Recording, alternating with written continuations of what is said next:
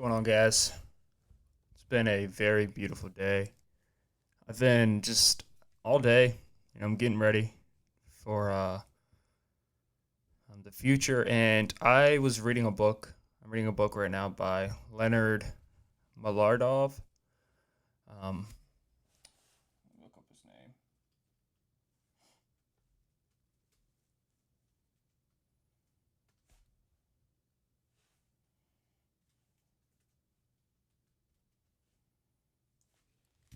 Leonard Mlad- Mladinar. Mladinar. He's a theoretical physicist, and I had it right up here behind me. And I'm probably gonna read The Human Instinct by Kenneth R. Miller. But I'm reading this book right now called Elastic Thinking, and it's a very intriguing book. I've read within the past 6 months. I've been reading very complicated, not complicated, but I have been reading a lot. Which just honestly, just me reading is something that I'm not used to. It's something I don't do often, or I haven't done before, and um I've been having people at basically just not like telling me like, man, you've been reading a lot. You've been reading. I'm impressed with the level of your reading, and it's interesting because I, as a child, I never wanted to read. I always thought reading made you a nerd. Um, Coming from the guy who recorded Call of Duty videos and then talked over them about the most absurd topics, and then uploaded them on YouTube, and then went to school. So yeah, coming from that guy, I always thought like reading made you very nerd, much of a nerd, and I always um, ran away from it. And I think a lot of it has to do, and I'm sure many of you can relate. A lot of it has to do with what you read at a certain age, or like what. I'm so tense. Just relax, Mike. A lot of people read. Oh, by the way, I guests will be coming on very shortly. I think the next episode you guys are gonna watch is gonna be with a guest. Um, but I do apologize about the delay. Then my father will be on, hopefully before episode 20. But yeah, growing up, I just never read. I never had the friends that read a lot. My parents just didn't read a lot. My dad was always working. My mom was always working. My mom just wasn't much of a reader. She has really bad dyslexia. So reading for her has always been such a challenge. And I think if it's really much a challenge for you and it just doesn't work out, you feel like a sense of embarrassment for it. So you just don't do it. So I grew up never reading. I mean, I had like the basic books read to me, but I never thought of myself as a person who's allowed to read because I didn't see it around me. My sister would do it every once in a while, but the friends I had just didn't. They just didn't do it. I think some of them did, but they just didn't really tell me about it. And then in school, you read a bunch of nonsense. At least in my opinion, like you read books that I just didn't gravitate towards. Not that I was gravitating towards anything, but books that even if I did like reading at the time, I still wouldn't read. Like a lot of fantasy books. I don't know, and this might come off wrong for some people, but like Shakespeare, just I don't like when we talked about Shakespeare and a bunch of older writers. Like that's how much I didn't pay attention. I just didn't. I wasn't good with getting into like a fantasy world, and I wasn't good at being able to escape from the real world through a book. I didn't like that. I didn't. To me, it felt like a waste of a time, and it really turned me off to reading. And then we're reading books about like lessons. Um, and we're trying to like break apart these books and like what is the author saying? Why is this book considered racist these days? Or what is the theme of this book? What was the author's uh, what was he alluding to? How does this book relate to religion and just like things that for me were just so pointless. And then Harry Potter was a big thing, and I gave it a try. I gave it a try. Like I tried to read it. Um, my cousin read a book. Um, Chronicles of something something something Snitch. So I don't know, something like that. And I never read that book, never got into it. And then it turned from me just not enjoying reading to me never reading at out of like disgust that so many of these people were enjoying Harry Potter, enjoying Twilight, enjoying all these series of books that were coming out, and I just didn't like it. I didn't like it. It just didn't do it for me. Uh, yeah, I don't know. I just never got around to it until it reached to a point where I picked up a book. I think it was Think and Grow Rich. Or actually, no. Before that, I read a book by Malcolm Gladwell, which I actually was having a conversation with my girlfriend's father about him as an author.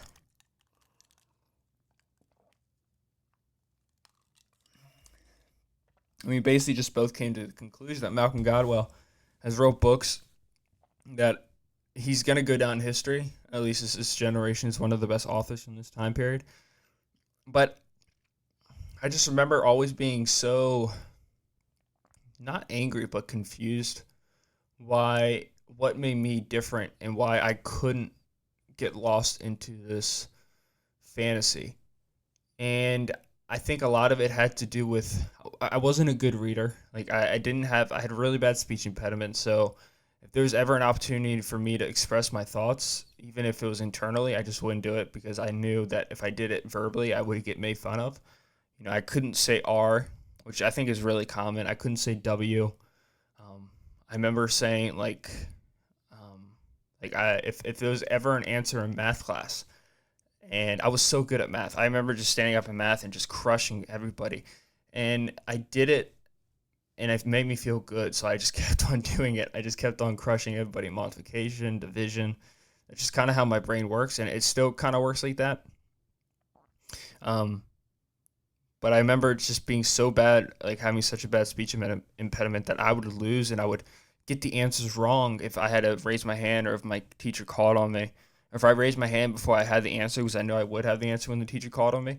If the answer had 4, like the number 4, 1, 2, 3, 4, because I couldn't say it, I would say like 4 or like fuh or whatever whatever you say.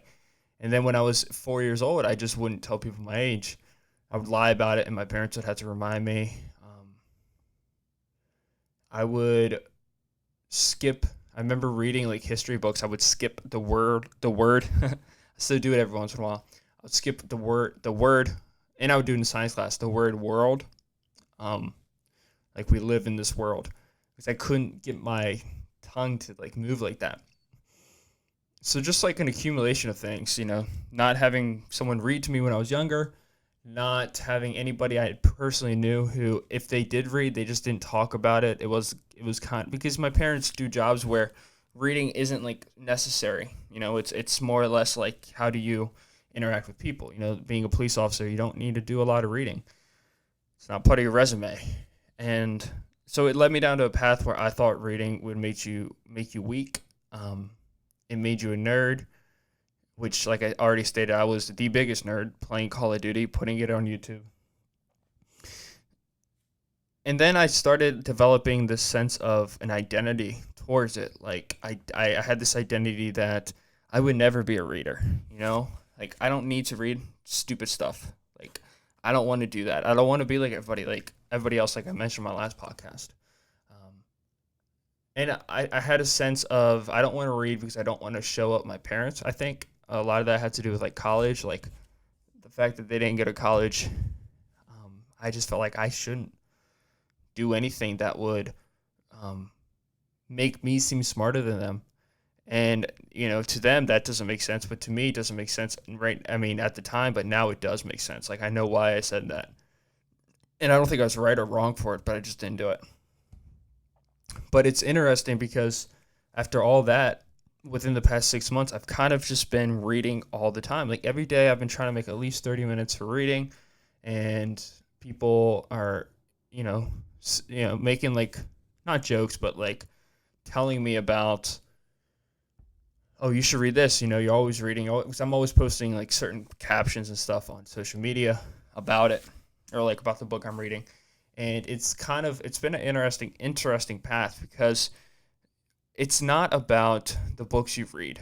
And this is what I've come to realize. I got into reading 6 months ago, and I was reading books like Think and Grow Rich months ago, Malcolm Gladwell. Like I was stating, I didn't finish my thought. And I know that's irritating for people out there, but I struggle a lot finishing my thoughts because I'm always bouncing around. But I read a book called Outliers, which was amazing for me because it broke down. I always made up reasons why I felt like somebody was somewhere and I couldn't be there because of whatever. Like I made up excuses for myself, and I gave these people um, things that made them lucky. Like the book basically breaks down like the Beatles and how they became successful, and like Bill Gates and how he became successful not out of luck, but out of a moment that appeared that you can call lucky, but a moment that made his life unique, and he just ran after it. And that's a true. I mean, that's a statement that I think is true for everybody. No matter what your goal is, no matter what your skill is. I honestly am a true believer that there is always a cliff that you can climb up on. There's always a step that you can stand up on around you, whether it be a person, whether it be a place, whether it be your job, whether it be the school you go to. And it's if you are willing to put in the work and the effort to get to that step, or if your passion lines up at that moment with that step. Like for Bill Gates, an example in Malcolm Gladwell's book, The Outliers. And I read this when I was young. And after I read that, I just didn't read forever because I was like, I read a little bit like the Goosebumps and stuff, and I put it down. I was really bad with fantasy. I just didn't like it, and that's what was pushed at that age. But that book, The Outliers, was very special to me.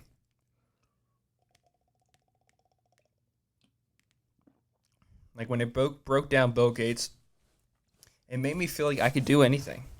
And it made me feel like, okay, Bill Gates is this guy, and he is this amazing genius of a person, but he had a mother who worked at a school, I want to say out in Oregon or Washington, where the school had one of the first computer labs in the country, and he happened to just love programming. He was always fascinated in programming.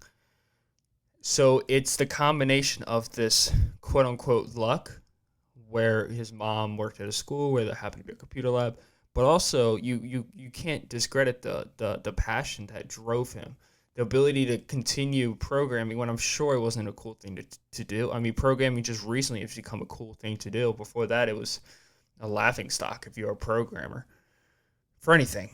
And so you can't discount that he had this passion, and he also had this opportunity, but he made that into equation for Microsoft, and I'm sure at the time the intention wasn't to grow one of the biggest companies in the world has ever seen, but it allowed me to look at his situation and be like, holy crap. Because I like Bill Gates, but I don't like when people idolize people too much. It's a little strange. I idolize some people. I used to. I try not to anymore. Every once in a while, I do catch myself doing it. But it allowed me to understand that, oh, wait a second. If he was like into basketball at this time, the computer lab wouldn't even existed, And that's kind of what I got out of that book. It made me look internally into my life and look around and see what is around me that I can capitalize on. So many things that you can capitalize on, like my ability to just outweigh risk and reward. And even if the risk is high, I still do things. It can be a danger to me, it could backfire. It can be impulsive thoughts cannot be good. But at the same time, if I recognize that and I act on some of them, it can work out, like the clothing company or the podcast or whatever it is. And that's what that book allowed me to do. And then it kind of sparked the idea of, wait, maybe you don't have to read whatever books like Twilight or Harry Potter. And like, I'm not saying those books are bad. Actually, what I am saying is that those books are probably really good, and I actually do want to read one here in the next few weeks, I mean. But they're just not, they don't allow me to think. They are just an escape. and I'm always escaping my brain usually. So it just wasn't this thing. It just wasn't a thing for me, and that's like totally okay with me. But that's what that book allowed me to do. It allowed me to understand things. And then I ran into the book like Think and Grow Rich, which was an amazing book. I love that book. I've read that book a few times. I've read How to Win Friends and Influence Others. Obviously, that book is I think a go-to for a lot of people. And then, so those three books I've read within a matter of, I don't know, 2 years, and I stopped reading again. Um, and then I would say within the past 6 months, I picked up a few books. I read, I did a lot of audiobooks. I listened to The Mask of Masculinity by, um, Jesus, I'm forgetting his name.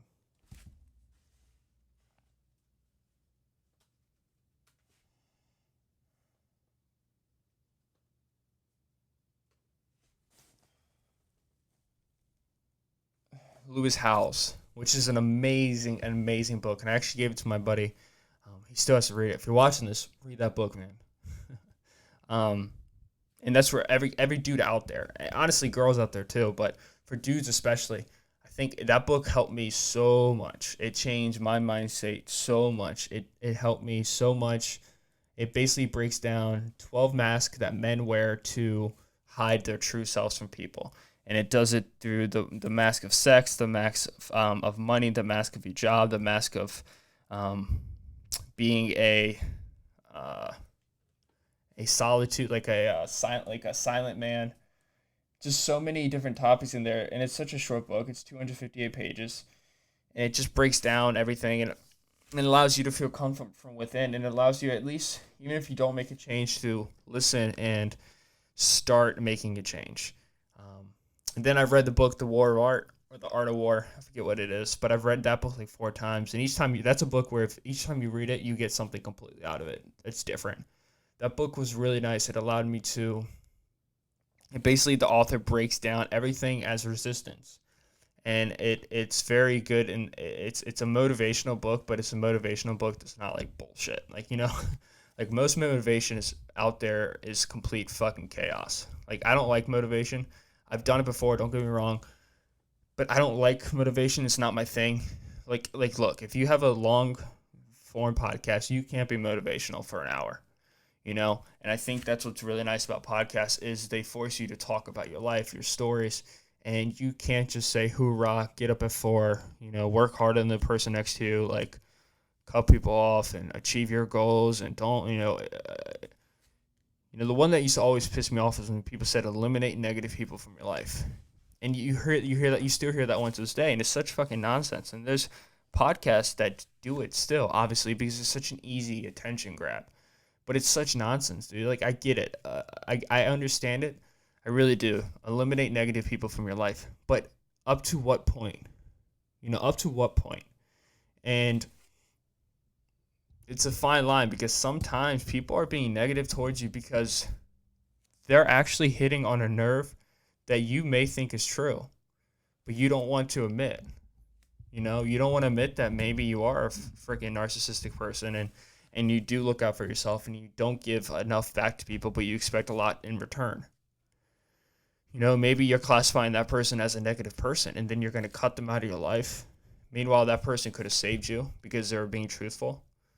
It's very insecure, and it's a road of depression. It's going to lead to depression because you totally will cut a lot of people out of your life. You can easily cut everybody out of your life. That's not hard. Anybody can do that.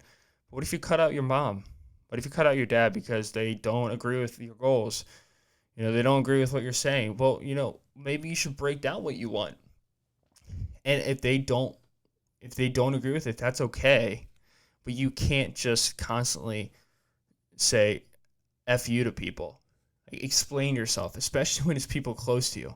And if you can't explain yourself, then you know what? Jesus Christ, they have a point, right? They have a point.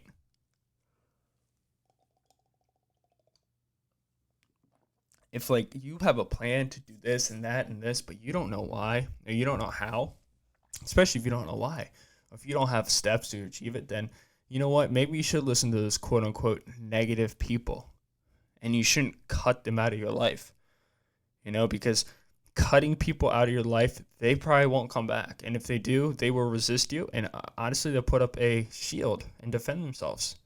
Completely reasonable, too. Not their fault. They should do that to protect themselves.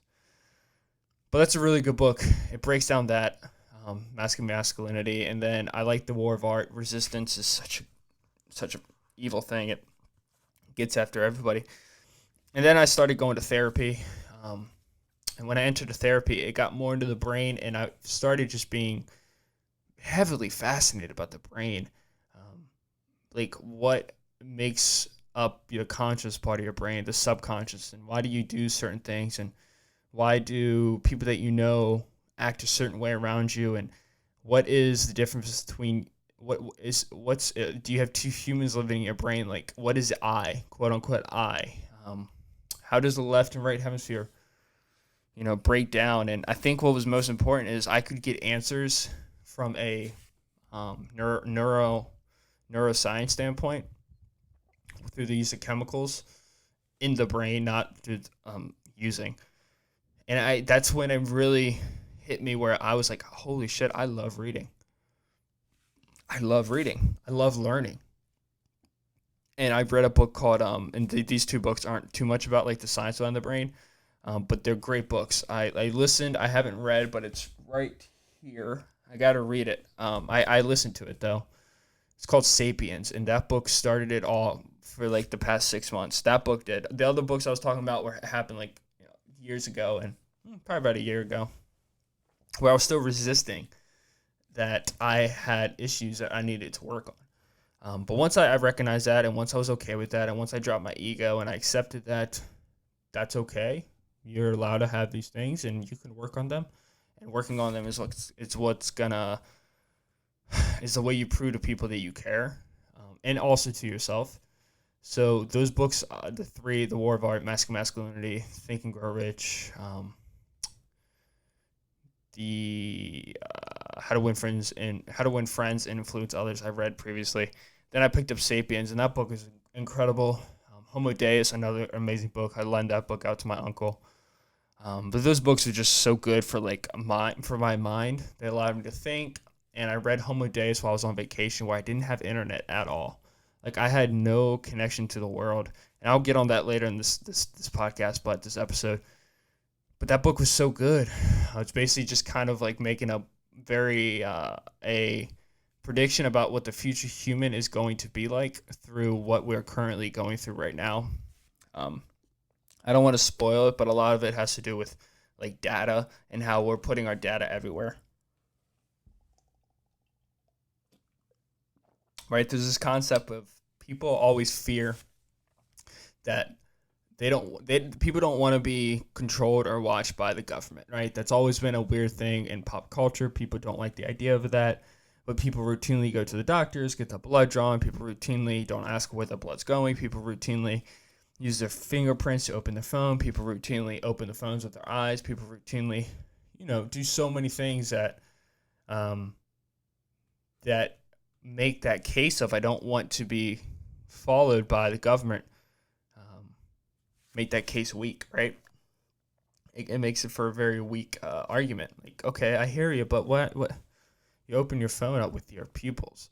You're using your fingerprint every day for Apple to get into Apple's database.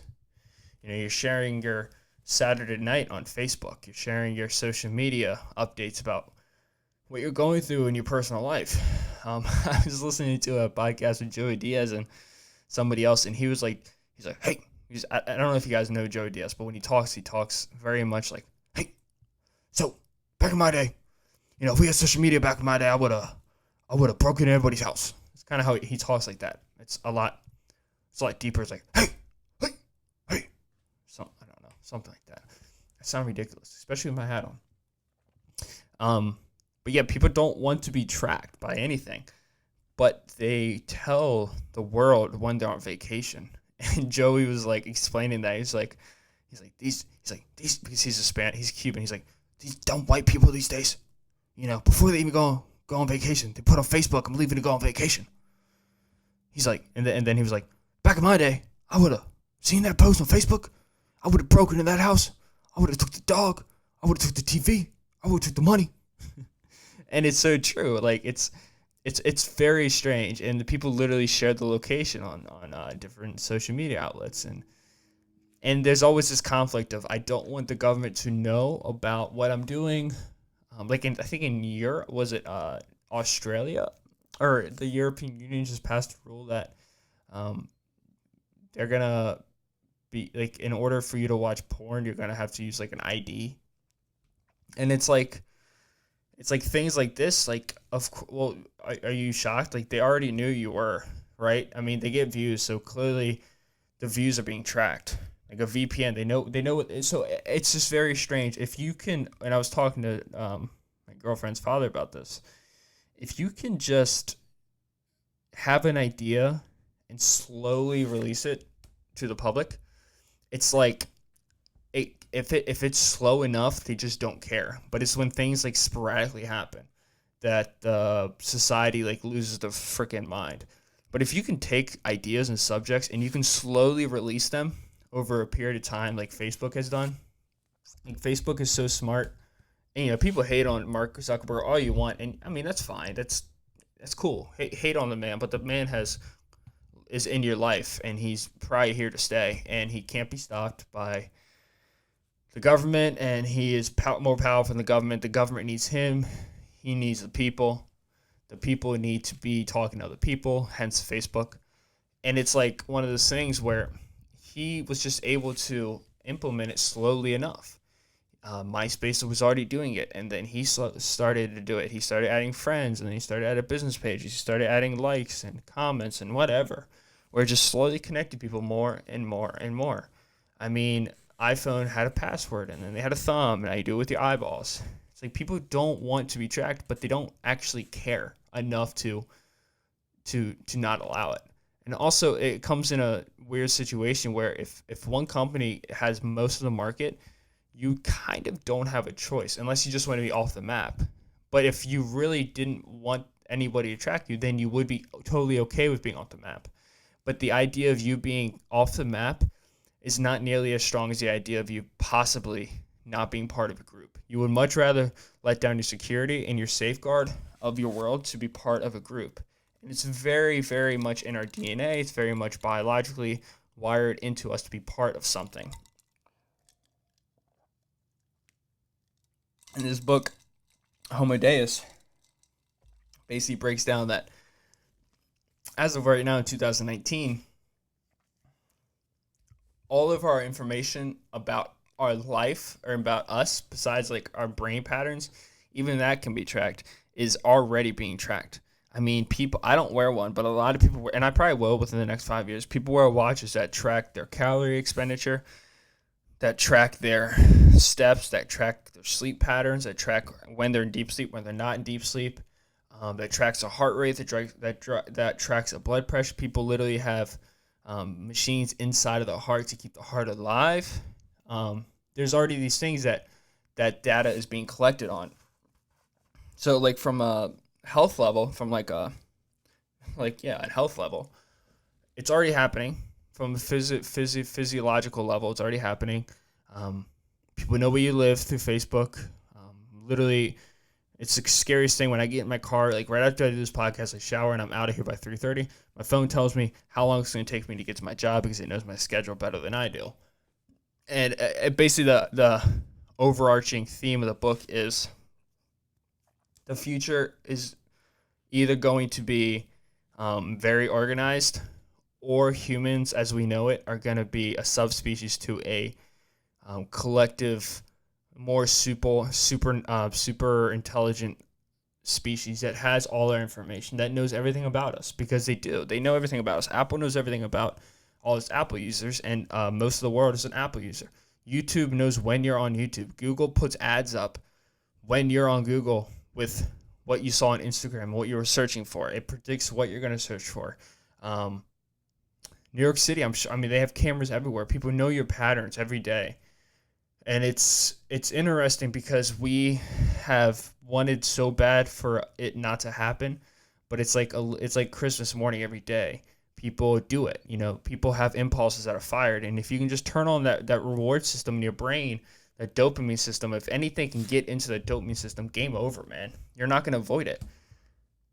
You're not going to avoid it unless you're mentally ill or you've had a stroke or you damage that part of your dopamine reward system. Like in my book, it talks about elastic thinking by Leonard Miladikova.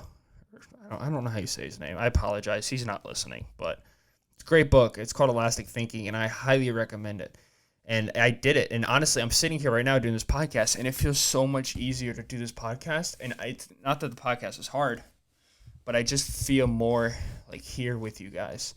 And I did it because, and the reason why is, and as I'll explain, the book talks about your conscious mind is always being fired if you're doing something. Your dopamine system's always being fired when you're on your phone. You get an email because it's the unknowing. And that is on overdrive every single damn day. When you get notifications, when you see a light or when you see the blue light or when whenever you're doing anything, it's a constant dopamine rush 24/7 every single day. And in this book, there's a part of it where he talks about the subconscious mind, and he breaks down the original author or the person who came up with the idea of Frankenstein. Mary, look it up.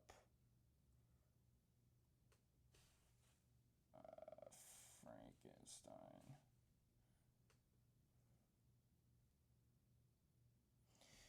Mary Shelley in 1823. He talks about her, and it's really interesting. The author he explains it like how it was, and this is Mary Shelley in 1823. It's a campfire. She's out with her friends. Don't spill. And every night they all gather on the fire, and he's explaining it. And this is she had it written. Anyways, she had it written down, and it doesn't matter. But the point is that she went on like a little trip. She was with her friends, and they're all sharing like stories, like scary stories.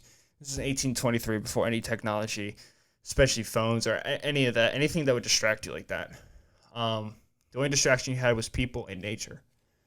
And weeks went by, or days went by, and she just didn't really have any scary stories. She couldn't think of anything. She couldn't really come up with an idea of a scary story or anything. And but her friends kept on doing it.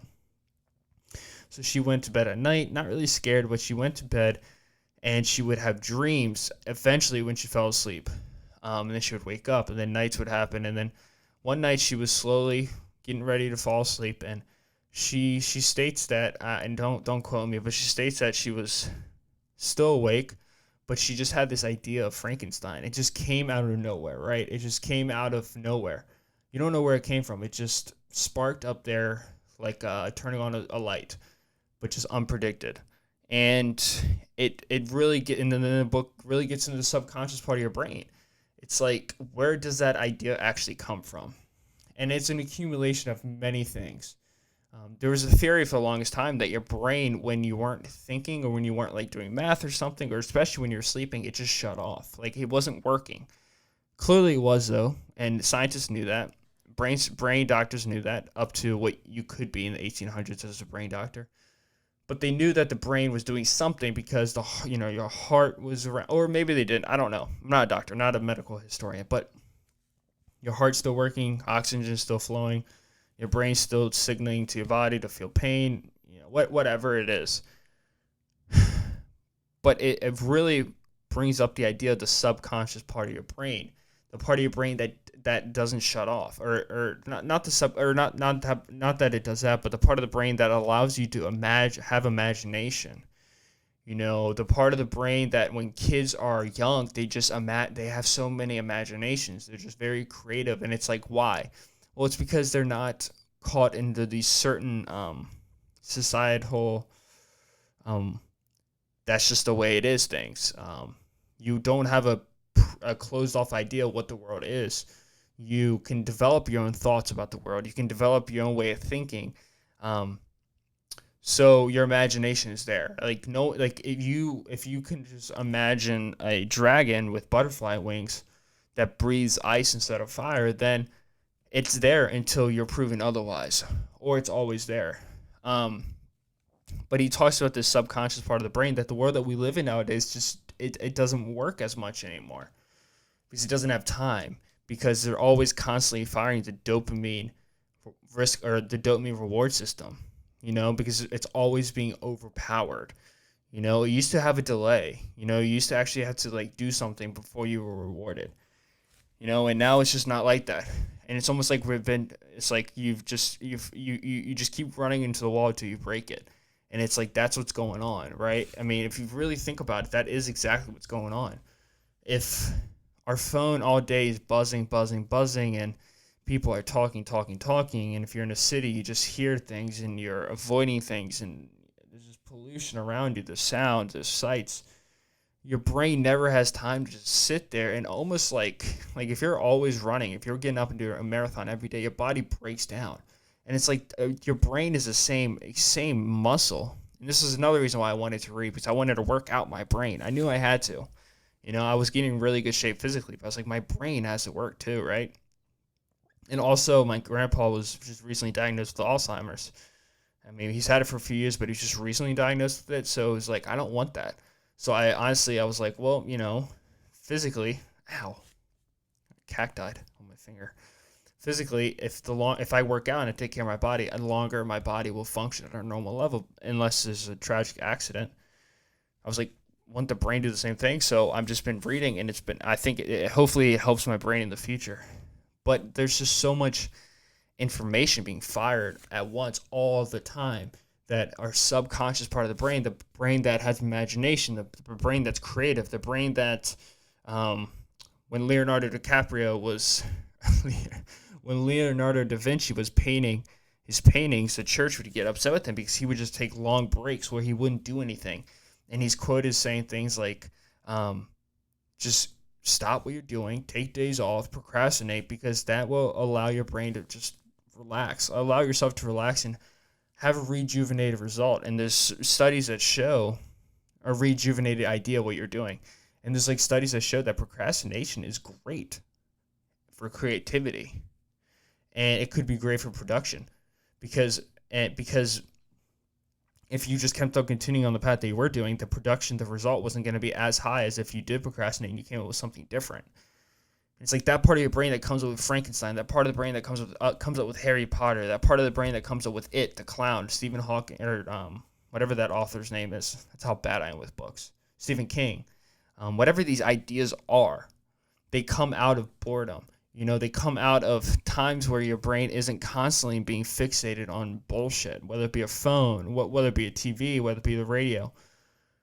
And that's honestly one of the reasons why I love doing this podcast, because I just get to talk, and it allows my brain to just function. Even though I'm not quiet, I'm still thinking. I'm talking about my results. I have a laptop here just to fact check myself. I put my phone on airplane mode, and it's really nice. And the author's talking about I do like the podcast for that reason. Otherwise, the only time I don't have my phone on me is if I'm reading or if I'm sleeping. And then, once you wake up to the alarm clock, it's a rush of dopamine again, and panic, and blood pressure spikes, and then you eat bullshit sugar, which I don't. I don't eat sugar for breakfast. But anyways, get back on track, Michael. That's the point. The point is that your brain is always being fed bullshit. And he talks about how you just need to sometimes. You have to. Not that you sometimes need to. And this is why meditation is so trendy and yoga is just so cool. Everybody and their mom does it nowadays. So people are finally recognizing what the past 40 years has done to the world as a collective.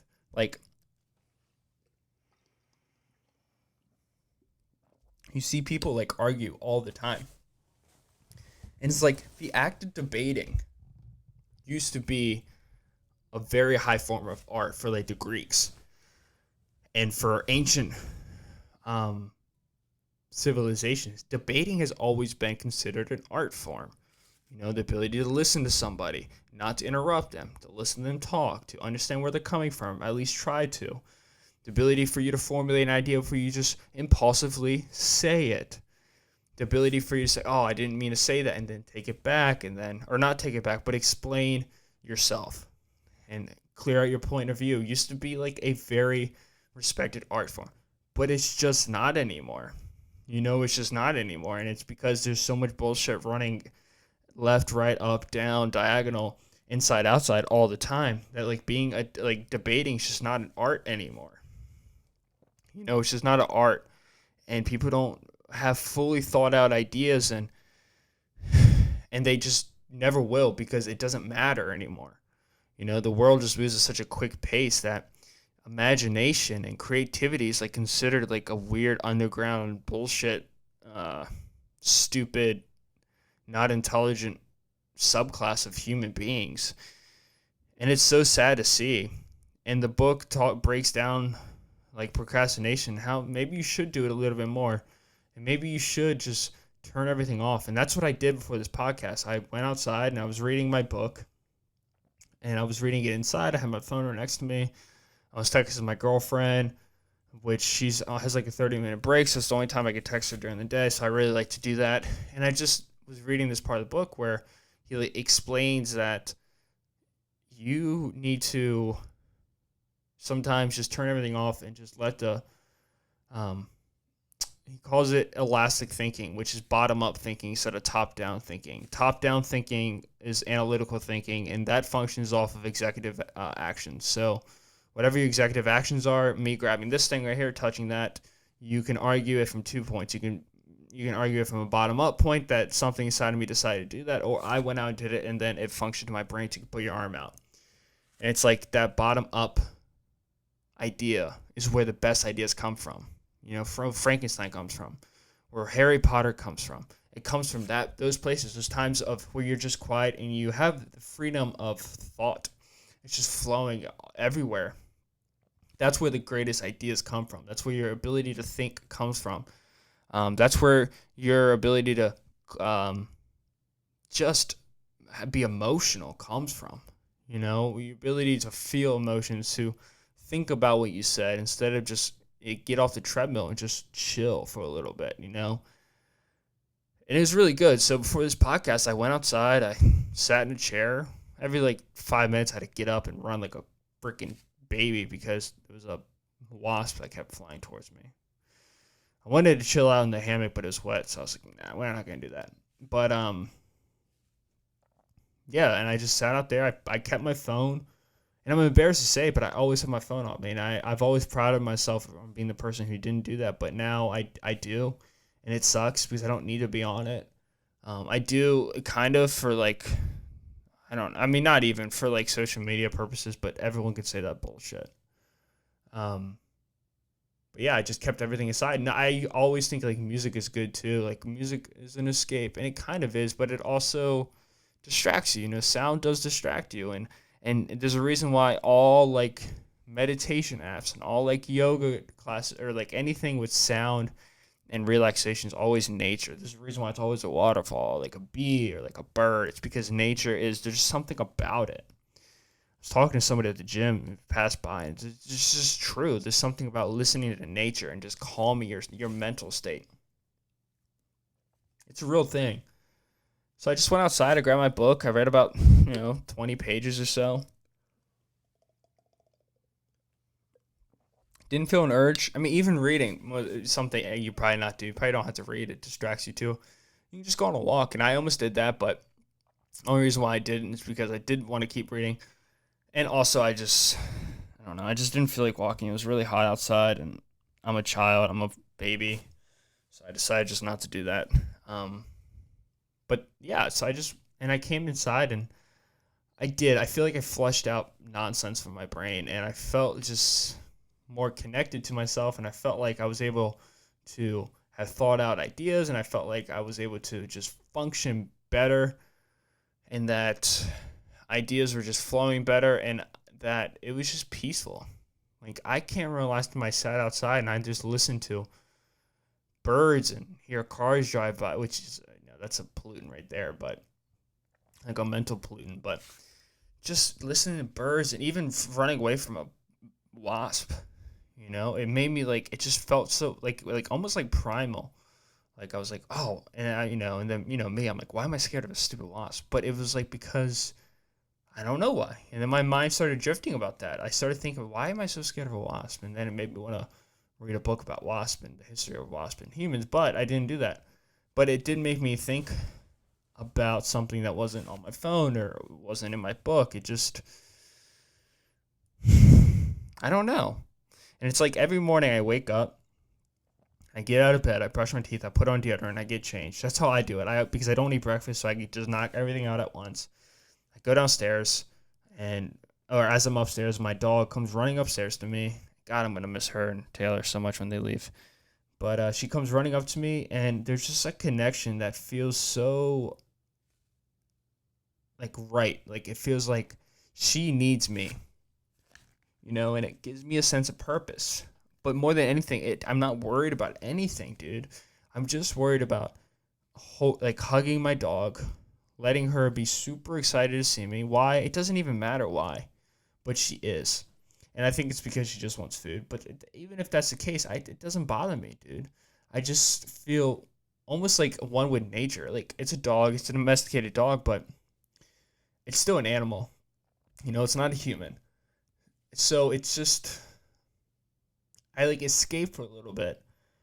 And then even when I'm working out, if I don't have music in, it can be like an escape. Less in a gym, more like out in nature. Like running is so nice, especially when you don't have music. It just allows your brain time to just recover. Just like your body needs to recover if you go in the gym for 4 or 5 days in a row. Your brain needs to do the same fucking thing. It just does. It just needs to chill out. And it did. And,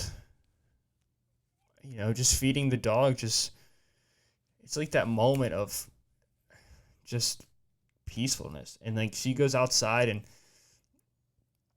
she pees in the backyard, which even that's like very, I don't know, it's very weird to see, but it's like, it's actually more weird that I pee inside a porcelain pot, which is stranger if you think about it. But it's also not strange just because of the amount of people. Imagine if we were all shitting outside. That would be a disaster. But like watching her just like scavenge around her yard, like almost like yesterday, like not realizing, like for me, I'm like, oh, you did this yesterday. Why are you doing this again? To her, it's not that at all. The idea of yesterday and tomorrow doesn't exist for dogs.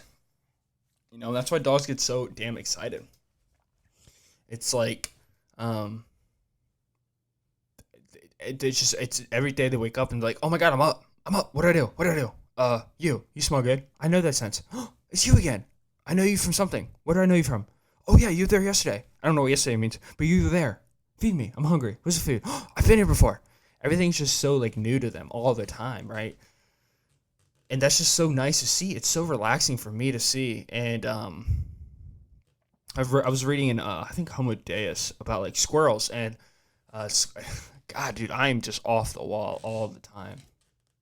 I just come in from like left field. But it was interesting. He's talking about squirrels, and like people made the argument that yesterday and today is an illusion, and all of it's just a continuum in time, and we just add restrictions to it, and so we can organize our days, blah, blah, blah, blah. And I believe in that. I think that's true. But then a lot of people are counter-argument with squirrels. And like, well, squirrels bury their nuts for next winter. And, what does that mean? Could they predict the future? And it's like, maybe. But what a lot of scientists believe is no. It's just what they see. What they notice is what they do. It's like if you have, like in the book was talking about, like, I got to stay on track. I got to finish up the squirrels. But if one squirrel is doing it and then another squirrel is doing it, but one squirrel doesn't want to do it, the one squirrel who doesn't want to do it won't survive, and then the offsprings of the other two squirrels that are doing it will do it, or the one squirrel that doesn't want to do it will follow the other two squirrels, And if it just takes one creature to do it, and then you just do it subconsciously. It's not like day one of winter, they're out there looking for their nuts. It's this one squirrel does it, and then all of them do it, just like a beehive or like an ant hive. Like it's like scientists believe that a ant hill is an organism where the ants just make up the cells. A lot of beehives, because there's like one queen ant that has all the kids, and they're all given a certain job, and then they run off, and like bees do the same thing. They all have one job. It's like the way the cells work in your body. It all has one specific job. And it's like our brain does that too, but if we just distract it for so long with just stupid, mindless activities, like scrolling through Instagram and scrolling through Twitter, it's going to eventually just be so bored, and it's going to start going to dark places. Like, no wonder depression is so high. No wonder anxiety is so high. No wonder suicide is increasing and almost, I think, it's at an all-time high. It's like, well, because we're just not accomplishing anything anymore. We don't have deep thought. We don't have our own thought. We have the thought of everybody else. We just copy and paste everything that we do all day. We're just bored. We're not getting fulfilled because likes are not fulfilling. Attention from other people is just not fulfilling. It's from within. That's what's fulfilling. But that has been lost. That has been deemed selfish. To feel good about yourself makes you selfish because you're not spending time helping somebody else. And it's such bullshit, dude. It's like, in order to help somebody else, you have to take care of yourself. Or else you're being selfish by giving yourself half of a built person to help somebody. It's like, I wouldn't give you a gun that doesn't work. I can give you a gun, but if it doesn't work, it's stupid. But I'll give you the gun that also can shoot, and you might win the war. But if I just give you a gun that looks like a gun but doesn't shoot, it doesn't do anything. Like, it's like, you have to take care of yourself. You have to create a peaceful mind up here in your temple, in your brain. And in order to do that, you have to take control of it, because the world has no challenges anymore. Everything is given to us all the time, 24/7. It's your job to implement strategies to actually help yourself, to take time out of your day, to take time out of your life, to take time out of your quote-unquote busy life, to sit down with your thoughts, develop them. And trust me, dude, I am so guilty for not doing that, but even reading can help you. Subtle things can help you. Forcing yourself to go on walks with you and your significant other, or just a friend, or by yourself, and just have conversation, and leave the phones back at the place. Leave the iPads. Leave everything away. Leave the book away. Just go out there, walk, listen to a stream, listen to the water, listen to the animals talking, look in the, dig up a rock, look underneath things, see things crawling, look at the bushes, look at some flowers, and just enjoy what's given to you by the beautiful world that we live in. People always want to save the world, protect the world. And I get it, climate change is a bad thing. I get it. It's a real thing. You're destroying the world. But guess what, man? We might be destroying the world, but we're also not taking advantage of the world that we do have. Nobody's spending time experiencing the world. There might be a few hundred, a few thousand people, but take the time to actually enjoy it while you're here. If you really want to save the world, go out and do that. But also go out and look at the world. There's a lot of beauty. And I'm a hypocrite of it because I want to do it and I need to do it. But I also want to do the podcast, which puts me in an artificial lit up room. And then I want to go to school. But, and I get it. But make little strides every day. That's what I'm trying to do here. And that's what I did before I went on the podcast. I went out there and I read outside, played with the dog a little bit, threw her some tennis balls with like a little lazy scooper thing. So I didn't even have to throw it. It's just like a little scoop. You throw it. But there's just so much out there, and I think it can help a lot of people to be happier. If you just procrastinate a little bit more, allow your mind to drift a little bit more, put your phone away, put your headphones out of your ears, take them out of your ears, even put the book down, just put one foot in front of the other, walk. You can walk on the pavement, you can walk in the city if that's what you got. Otherwise, just walk in a path, in a park. Be careful. But be good to yourself. Take care of yourself. Take care of your health. Fuck the motivation. If you need motivation, then find it from within. Externally, it might help you a little bit, but the match will go out quickly. You want to learn how to make fire instead of just being given a match every day. That's what that motivation bullshit is. It gives you a match every day and lights it for you. But intrinsic motivation, figure out why you want to do something and what you want to do it for. That is learning how to make fire. Guys, I'm going to go ahead and end this podcast here. Thank you so much for listening. Hopefully I see you guys in the next one. Have yourself a beautiful, beautiful day. See ya.